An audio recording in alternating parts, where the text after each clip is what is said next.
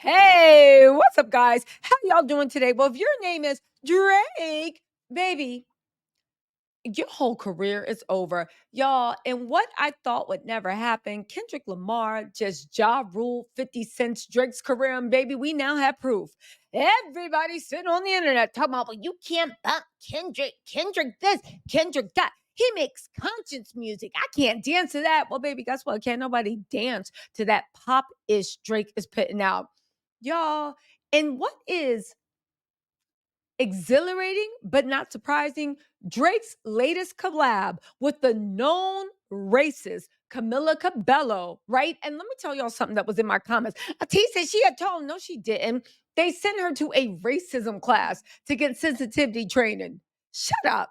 Anyway, Camila Cabello, or whatever her name is, Miss Havana, her and Drake thought they was going to have the banger of the summer. Those two culture vultures, and I put them both in the thing, thought they was going to link up and run the summer.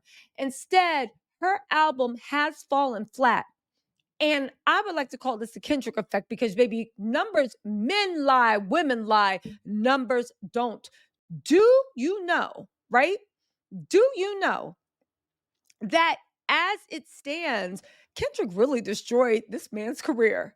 He legit destroyed him. This same song that Camila Cabello put out with Drake a month ago, it would have debuted at number one. Instead, Hot Uptown by Camila Cabello featuring Drake debuted at number 149 on global Spotify with only 1.5 million streams. I don't know what the problem is. Is UMG not buying bots and followers for Drake anymore? They better find that kid that was on DJ Fluffy's stream talking about he bought 30 million views with Kendrick for what was it, 10,000. Drake, you better go get 20,000 and put them on Camilla's thing. Didn't I tell you if it was that easy to buy streams, people would be debuting at a much higher rate? Mm. Anyway, it debuted at number 149 on the global Spotify with 1.5 million streams. It also debuted at number 92 on the US Spotify list with 526K streams. Nobody's checking for that mess. Nobody's checking for the mess. And I said, I know that's right. It's not even Black History Month, but I feel the ancestors celebrating. Listen, I know a bunch of some goofy was in my comment talking about some Tisa, why you just picking on Drake? The City Girls collab with him. Young Thug collab with Camila Cabello. And guess what? They lames for doing that too. Let me tell y'all something. I don't know where y'all think I stand in stan culture, baby. I stand for principles. I stand for things I think I'm right. If you on that side of what I think is right, I'm gonna rock with you. If you step over the line, baby, I'm not rocking with you. I'm rocking with what I think is right. Camila Cabello is a known racist. She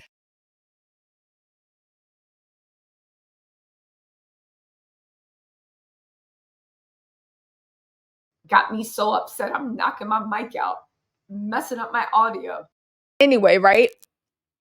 I think I'm back. She got a lot of contempt for Black Americans. And then while her career was going downtown, she decided to link up with R&B's Most Wanted. Again, a culture vulture, a colonizer. Fortunately, right? That's what you get. They truly thought they were going to run this summer.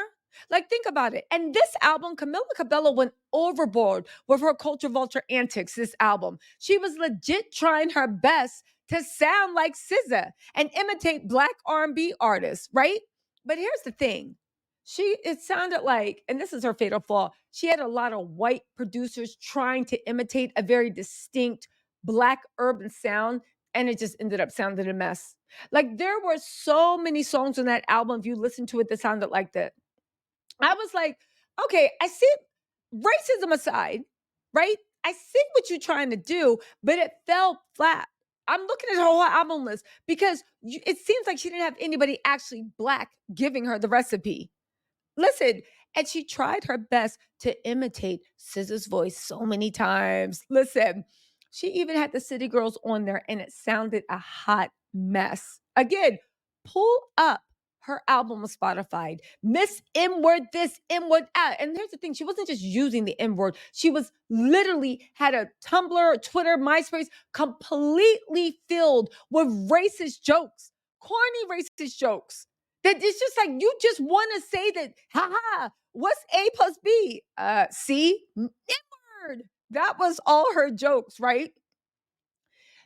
But this album, because everybody tried to run to the hood when they needed dollars, she tried to go straight urban. She has a bunch of rappers on her songs. If you don't know, she's on Interscope. Interscope is UMG. They thought that Drake would help launch her to the culture and make her kind of like an R&B. Baby, we didn't forget what you did to Normani and Fifth Harmony. I didn't forget your MySpace Tumblr dates. And don't say she was a kid, because she wasn't a kid. She was a grown woman, and a grown woman that has that type of racism at that time deep in her blood. Baby, what's a sensitivity class? You have got to be kidding. So what did they do? Let me tell you, everybody that was on that album is lame for doing that. But I get it. A lot of people do things for a check. They don't care unless it's them or their family being harassed or followed around or racially profiled. They don't care. They'll work with anybody for $1. They're lame for that. But baby, we're actually talking about a miss, an Albie Graham, who at the end of the day, Kendrick just called you. Kendrick just called you a colonizer. Everybody's looking at you like you're a culture vulture. You still proceed to drop this single with Camilla, and it debuts at number 149 on streams, not albums, streams.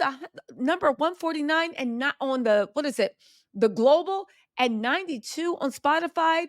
Y'all, Kendrick just ended Drake's career, because I know a lot of people that defend Drake was like, the women's still gonna listen, he's still gonna have a career, even if he's not rap, he's still gonna be pop. And didn't I tell you who run the culture? We do. Okay, fine, I ain't in the rap scene, but you get what I'm saying. It would be like me wanting to be a reggaeton audience thing, and literally collaborating with someone that everybody in reggaeton thinks is a culture vulture, and this or that, and expecting to go number one. Where is the logic in this? If the culture that moves a music genre with hip hop, it is Black Americans. Let me just say Americans, because I'm sick of saying Black Americans, because we ain't from any place else. We are Americans, but Black Americans for the goofies that don't get it. If you are Black American, we run the culture. We run the culture. We run the rap culture. Whether you want it to be conscious, whether you want it to be grimy, whether you want it to be drill, whether you want it to be gangster, whether you want it to be chill, it don't matter. It's all types, just like we are all types. UMG really thought that they could bring people in, and it worked for a long, long time, but they went too far. And Camila Cabella and everybody that worked with her was lame, but are lame. But Drake is the lamest, because again, I think this proves everybody wrong that said Drake's still going to have a big pop following. I think this proves people wrong with saying that Drake's still the number one hip hop artist. Again, everybody overseas looks to see what Black Americans are wearing, doing, drinking, how we're doing our makeup, how we're doing our hair, what music we listen to, the way the guys and girls are dancing. They look to that for inspiration. You don't believe me? Go look at every major fashion house. Tell me they're not literally making high priced versions of hood stuff that everybody in the hood was wearing 5 or 7 years ago when Fashion Nova first came out. Tell me they not. Tell me they not.